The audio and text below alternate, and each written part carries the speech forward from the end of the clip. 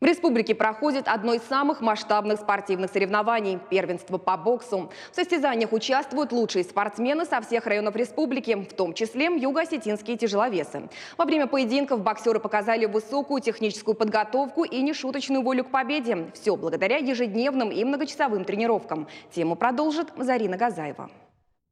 Упорные тренировки по несколько часов в день вырабатывают не только характер и дисциплину, но становятся трамплином для больших спортивных достижений. Тамерлан Тасоев в боксе уже 3 года. В этот вид спорта его привел отец, и, как оказалось, не зря. На первенстве юный боксер одержал первую победу. Бой мой прошел первый. Настраивался только на победу.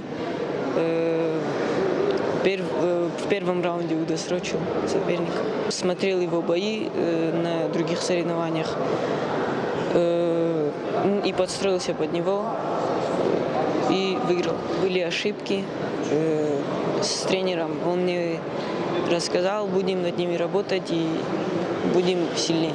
Порядка 300 участников во всех возрастных категориях со всех районов республики.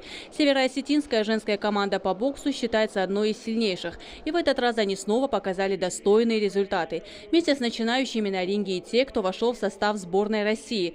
Лучшие помимо медалей и кубков получат возможность участвовать на соревнованиях более высокого уровня. Спортсмены подошли более профессионально.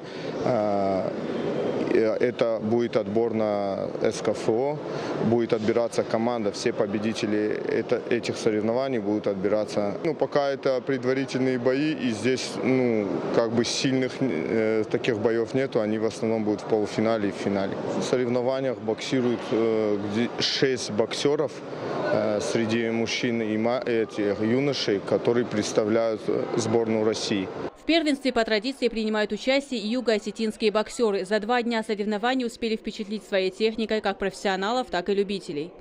Спортсмены Южной Осетии идут без поражений в этом году. Но они каждый год приезжают хорошо подготовленными. Но в этом году, насколько я вижу, ребята реально выросли. И мы их также пригласили. И они показывают красивый бокс.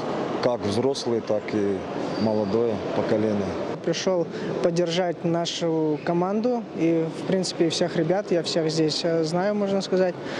И да, у нас много перспективных и хороших ребят, которые показывают себя хорошо как у нас сейчас на республике, так и за ее пределами, представляют нашу республику, так как на СКФО, на чемпионатах России.